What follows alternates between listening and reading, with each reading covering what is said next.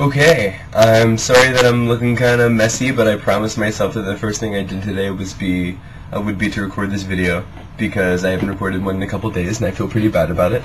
Alright, when last time I talked to you, I was going to go to the game between the Bay Stars and the Buffaloes, not the Hanshin Tigers, unfortunately, but I wound up checking them out. We were up in the beginning and then we lost, but it was still so much fun. A lot of kids sat kind of towards the side. Basically, the way it works is that you pay for a section and then you can sit wherever you want inside of the section. So a lot of people sat, towards the side area, but I grabbed a couple of my friends and we're like, no, we're gonna sit in the cheering section because I'm really trying to deal with that. So the way the cheering section works, there's two guys in the front. I don't know if they organize it themselves or if they're organized by the actual baseball stadium, but there's one guy that has a drum, and there's one guy that has like a megaphone type thing, and then there's a third guy that has like cards with the names of the cheers they're going to do. Every player has his own cheer, and then the team has cheers, and there's offense cheers and defense cheers. So every time the Bay Stars is who we were rooting for, every time we were on offense, everyone stands up. The guy in the front is just like, okay, we're going to do the, like, let's go cheer. Guy on the drum starts going, and everyone starts with the cheers. And there was one really funny cheer. I don't know what it was all about, but everybody stands up. They've got their hands out like this, at this kind of 45-degree angle here, like a Zig Heil, but for both sides. And they're both just like, I don't know, everybody's just kind of like doing some sort of really kind of weird cheer. And then there was a series of organized clapping that I had trouble following, but I don't know, it was a lot of fun one way or the other. People had huge flags.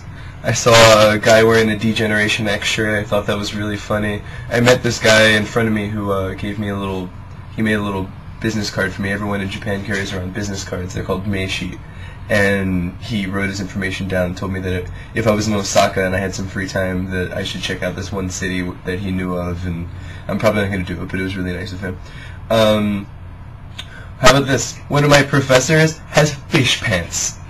Yeah, so I come to class and we have 3 different professors, and so this is the first day we have this professor. He's like this young guy, and he's got really ridiculous situation going on with his teeth. Japanese people are really kind of hit or miss. This guy's a big miss with his teeth, and he had like skin tight black pants with like big koi fish on them, and he just had fish all over his pants, and it was so distracting, but it was like hilarious. So his name's Fish Pants, and I'll probably wind up referring to him later. A big staple that I've found kind of going into my junk food diet when I'm out and about is takoyaki, and this is like really popular in Japan, and it's fried octopus balls. So it's like dough and octopus, and they put them in what it looks like. What is it like? The trays you get escargot in, where it's kind of like an indentation, only, it's like a full ball in there because they put the batter inside. So it's like crispy fried on the outside, but it's still like battery dough on the inside, and it has little bits of octopus in there. Delightful. They put some tonkatsu sauce on top, maybe sometimes some cheese. Really tasty. So the baseball game was a lot of fun. Later, I think the next day, a lot of kids went to what's called a Nomihodai, and I was glad to tag along and just kind of see what was going on.